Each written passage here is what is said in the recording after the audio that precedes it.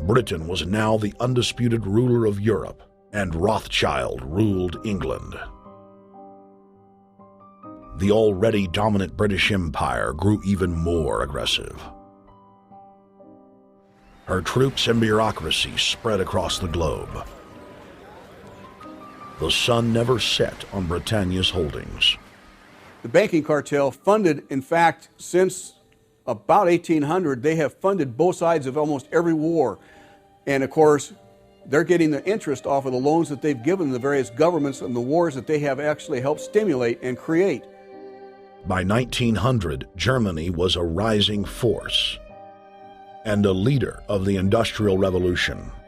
World War I, for instance, there was absolutely no reason to have World War I, except that it was an ideal opportunity for the banking cartel to make a pile of money by funding both sides of that particular war.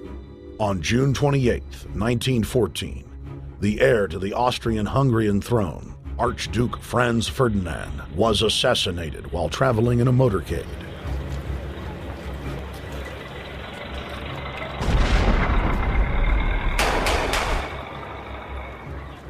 The Black Hand, a Serbian secret society with connections to French and British intelligence, took credit.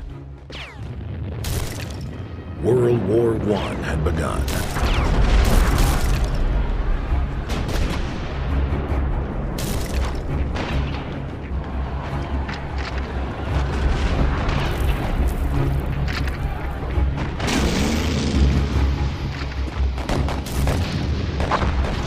Armaments companies financed by Rothschild-controlled banks in Germany, France, England, and Austria bankrolled all the factions.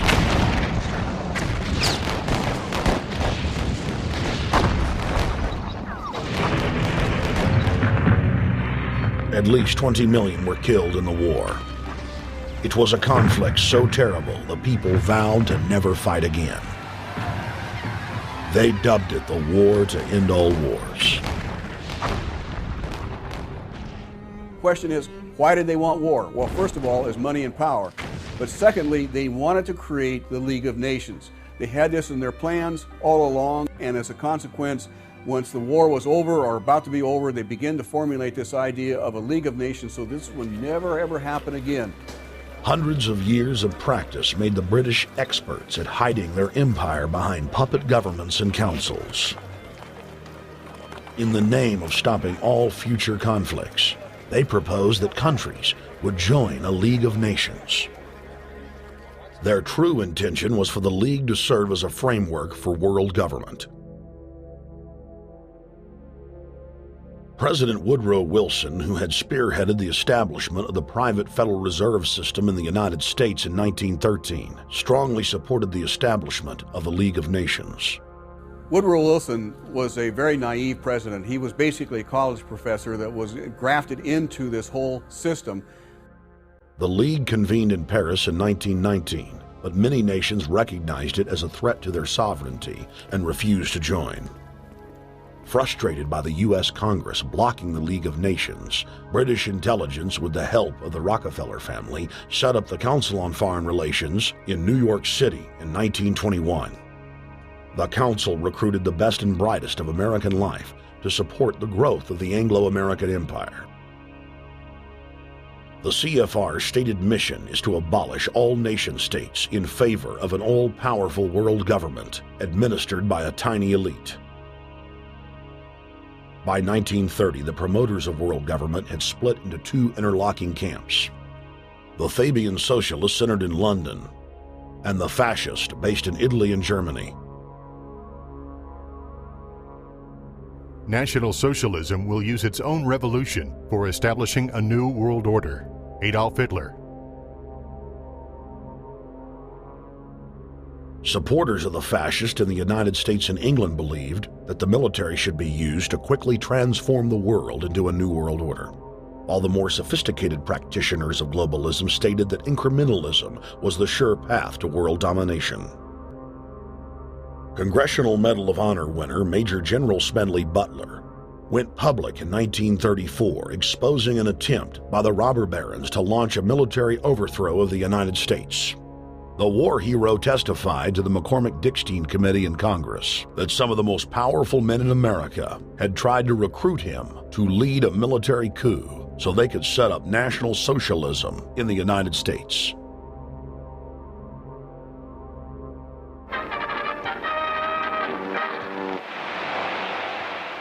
I appeared before the Congressional Committee, the highest representation of the American people, under subpoena to tell what I knew of activities which I believe might lead to an attempt to set up a fascist dictatorship. I was supposed to lead an organization of 500,000 men, which would be able to take over the functions of government. The fascist had also made deep inroads in England. Edward VIII, King of England, was forced to abdicate the throne because of his public support for Hitler. Was es sich dabei nicht nur das negative Problem der Bekämpfung dieser Lehre und ihrer Organisation handelt, sondern die Durchführung der positiven Aufgabe der Gewinnung des deutschen Arbeiters für den nationalen Staat.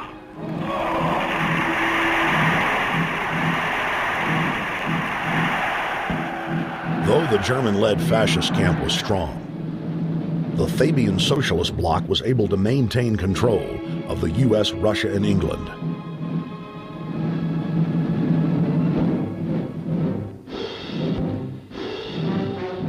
In the build-up to World War II, and during the conflict, the bankers again financed both sides, just as they had done with Napoleon.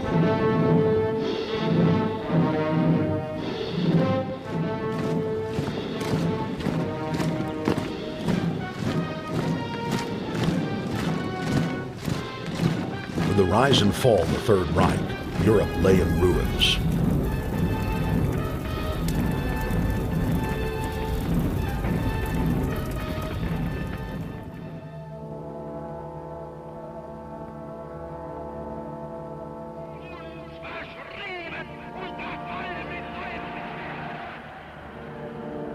Once again, the elite claimed that only global governance could save humanity from certain destruction.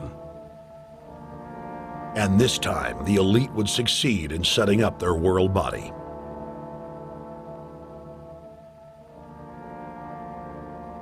In April of 1945, at the Presidio Naval Base in San Francisco, the United Nations was founded by the victors of World War II.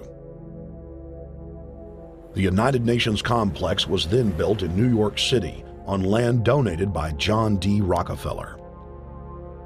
Shortly after the elite established the United Nations as their base in the United States, the newly formed World Council quickly began work on the next phase in their plan, the incremental formation of continental superstates. The first step in their trilateral plan was the creation of the European Union. Unifying Europe had been tried many times and was extremely unpopular. Where Napoleon and Hitler had failed to accomplish their goals using force, the globalists would succeed using stealth. The British spearheaded the formation of the Council of Europe on May 5, 1949. The Treaty of London claimed to only establish trade ties between European nations, like NAFTA or GATT in North America.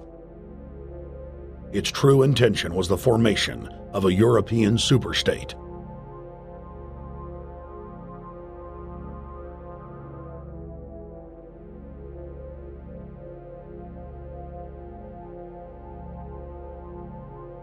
In 1954, the elite of the planet met in secret at the Bilderberg Hotel in Oosterbeek, Holland.